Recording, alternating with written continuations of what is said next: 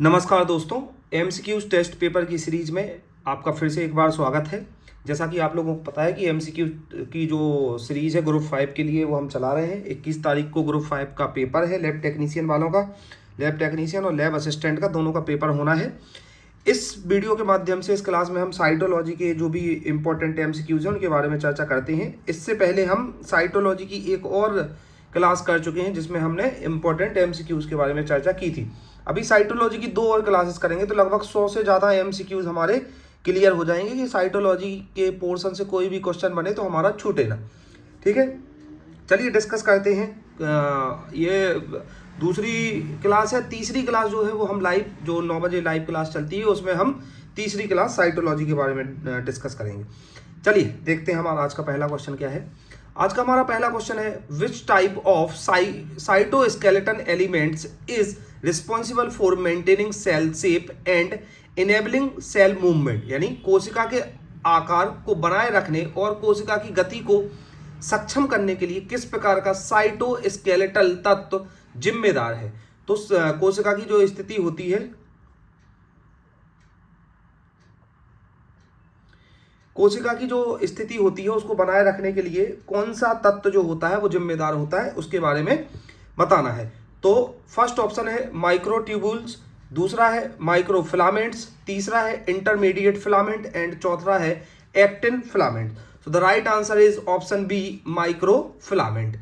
क्या होता है माइक्रोफिलामेंट? माइक्रोफिलामेंट कोशिका के साइटोस्केलेटन का एक महत्वपूर्ण घटक है और ये कोशिका के आकार, संरचना और गति को बनाए रखने में मदद करते हैं।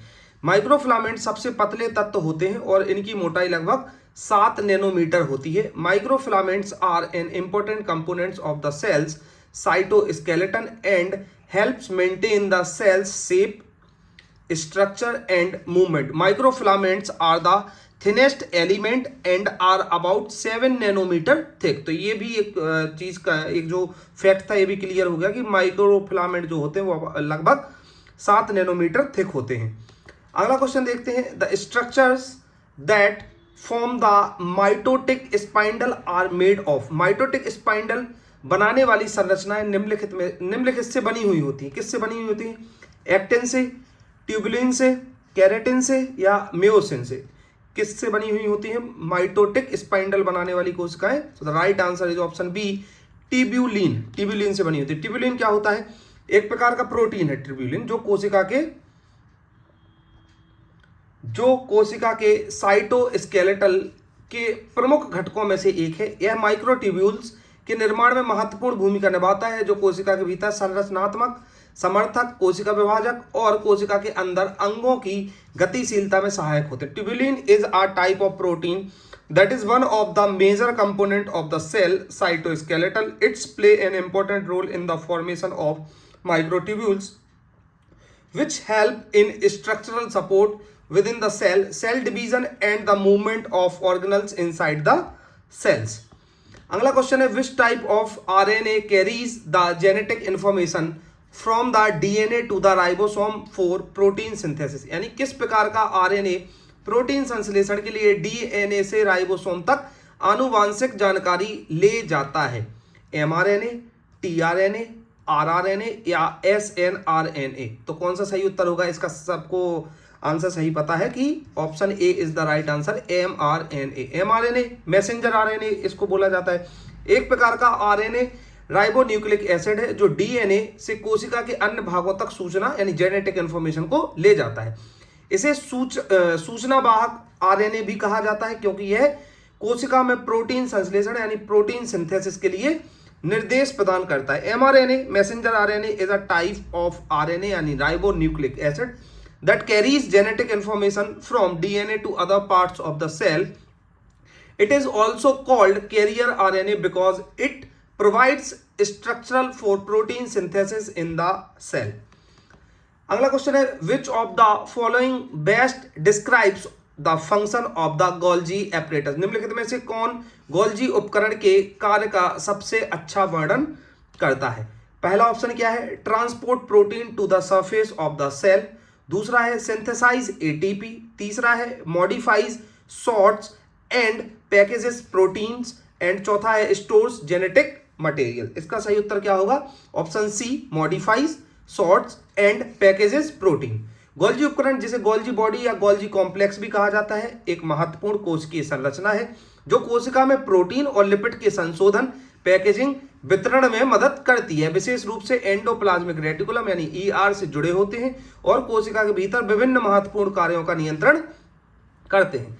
The Golgi apparatus, also called the Golgi body or Golgi complex, is an important cellular structure that helps modify, package and distribute proteins and lipids within the cell. It is specifically associated with the endoplasmic reticulum यानी ER and regulates a variety of important function within the cell. अगला question है, which of the following is the primary function of lysosome, यानी निम्नलिखित में से lysosome का प्राथमिक कार्य, प्राइमरी फंक्शन क्या होता है लाइसोसोम का? Synthesise protein, first option. Second one is store cellular energy, third one is digest cellular waste and fourth one is produce ribosomes. So the right answer is C, digest cellular waste, यानी कोशिका के अंदर का जितना waste होता है वो lysosome के द्वारा उसको डाइजेस्ट या खा के खत्म किया जाता है। अगला क्वेश्चन है, the fluid part of the cytoplasm is called, यानी कोशिका द्रव्य का जो तरल भाग होता है उसको क्या कहते हैं? पहला है न्यूक्लियोप्लाज्म, दूसरा है साइटोसोल, तीसरा है साइटोस्केलेटन एंड चौथा है mitochondria. The right answer is option B, cytosol. अगला देखते हैं, which structure is responsible for producing microtubules in the cell, कोशिका में सूक्ष्म नलिकाएं उत्पन्न करने के लिए कौन सी संरचना जिम्मेदार है सूक्ष्म नलिकाएं उत्पन्न करने के लिए? पहला है न्यूक्लियस, दूसरा है सेंट्रियोल्स, तीसरा है एंडोप्लाज्मिक रेटिकुलम और चौथा है गोल्जी एपरेटस। क्या होगा सही उत्तर? Option B is the right answer, centrioles, यानी कोशिकाएं में जो सूक्ष्म नलिकाएं जो माइक्रोट्यूब्यूल्स होते हैं उनको निकालने का, उनको प्रोड्यूस करने का काम कौन करता है? सेंट्रियोल्स करता है। सेंट्रियोल्स कोशिका में महत्वपूर्ण संरचनात्मक तत्व होते हैं जो कोशिका विभाजन यानी सेल डिवीजन में महत्वपूर्ण भूमिका निभाते हैं। ये विशेष रूप से एनिमल कोशिकाओं में पाए जाते हैं और कोशिका के केंद्रक यानी सेंट्रोसोम का हिस्सा होते हैं। सेंट्रियोल मुख्य रूप से माइटोसिस और मियोसिस के दौरान स्पाइंडल फाइबर्स का निर्माण करते हैं जो क्रोमोसोम के सही वितरण के लिए आवश्यक होते हैं। Centrioles are important structural elements of the cell that play a vital role of cell division. They are found exclusively in animal cells and are part of the cell's centrosome. Centrioles mainly form spindle fibers during mitosis and meiosis, which are necessary for the correct distribution of chromosomes. Next question देखते हैं, the term for the DNA is a non-dividing cell is, अविभाजित कोशिका में DNA के लिए शब्द है chromosome, chromatin, gene या न्यूक्लियोसोम। क्या होगा इसमें? अविभाजित कोशिका के लिए डीएनए के लिए क्या शब्द है? क्रोमेटिन, क्रोमेटिन उसको कहा जाता है। क्रोमेटिन एक प्रकार का जैविक पदार्थ है जो कोशिका के नाभिक यानी न्यूक्लियस में पाया जाता है। यह डीएनए और प्रोटीन जैसे हिस्टोन का मिश्रण होता है और इसका मुख्य कार्य जीन की गतिविधियों को नियंत्रण करना होता है। कोशिका के विभाजन के दौरान डीएनए का सही प्रकार से संकुचन यानी कॉन्डेशन और पुनः संयोजन यानी रिकॉग्नाइजेशन करना है। क्रोमेटिन कोशिका के विभाजन के दौरान क्रोमोसोम्स में परिवर्तित हो जाता है। Chromatin is a type of biological substances found in the nucleus of the cell. It is a mixture of DNA and protein such as histone, and its main function it is a control the activities of gene and to ensure proper condensations and recognition of DNA during the cell division. Chromatin is converted into chromosomes during the cell division. अगला question है, what is the role of the chromosome in cell division? कोशिका विभाजन में centrosome इन cell division, कोशिका विभाजन में centrosome की क्या भूमिका है? पहला, इट सिंथेसाइज आरएनए, दूसरा it organise the microtubules and spindle formation, तीसरा इट रेगुलेट्स अपोप्टोसिस एंड चौथा है it synthesise protein. So the right answer is option B, it organise the microtubules for spindle formation, यानी यह spindle निर्माण के लिए सूक्ष्म नलिकाओं को व्यवस्थित करता है। अगला है, during which phase of mitosis do the sister chromatid separated? Mitosis के किस चरण के दौरान बहन क्रोमेटिड अलग हो जाते हैं यानी सेपरेट हो जाते हैं? प्रोफेज के दौरान, मेटाफेज के दौरान, एनाफेज के दौरान या टेलोफेज के दौरान। So the right answer is option C, anaphase. क्या होता है एनाफेज? माइटोसिस और मियोसिस के दौरान होने वाला एक महत्वपूर्ण चरण है जो क्रोमोसोम की दो सामान्य प्रतिक्रिया यानी सिस्टर क्रोमेटिड एक दूसरे से अलग होकर कोशिका के विपरीत ध्रुवों पोल्स की ओर खींची जाती हैं। यह चरण विभाजन प्रक्रिया का एक केंद्रीय हिस्सा है क्योंकि इसमें जीन का सही तरीके से वितरण होता है जिससे प्रत्येक नई कोशिका में समान आनुवांशिक सामग्री होती है। Anaphase is a crucial stage during mitosis and meiosis when the two identical copies of chromosomes sister chromatid are separated from each other and pulled towards opposite poles of the cell. This stage is a central part of the division process because it ensures the correct distribution of genes so that each new cell has identically genetic material. अगला question है which of the following is the main role of tRNA in protein synthesis. Protein संश्लेषण में tRNA की मुख्य भूमिका निम्नलिखित में से कौन सी है? पहला है carrying amino acid to the ribosome, दूसरा है ट्रांसलेटिंग एमआरएनए इनटू प्रोटीन्स, तीसरा है transcribing the genetic code and चौथा है catalysing peptide bond formation. So the right answer is option A, carrying amino acid to the ribosome. Next question है the primary function of microtubules in the cytoskeleton is. Cytoskeleton में सूक्ष्म नलिकाओं का प्राथमिक कार्य क्या है? फर्स्ट है provide structural support to the cell, दूसरा है फैसिलिटेट इंट्रासेल्यूलर ट्रांसपोर्ट, तीसरा है असिस्ट इन सेल डिवीजन, चौथा है ऑल ऑफ द एबव। क्या होगा इसका सही उत्तर? All of the above. इसमें जो सूक्ष्म नलिकाओं का प्राथमिक कार्य क्या होता है? Provide structural support to the cell, facilitate intracellular transport, assist in the cell division. अगला क्वेश्चन देखते हैं which type of RNA forms part of the ribosome, यानी किस प्रकार के आरएनए राइबोसोम का भाग बनता है? एमआरएनए, टीआरएनए, आरआरएनए या snRNA. Right answer is option C, rRNA. अगला क्वेश्चन है विच ऑफ द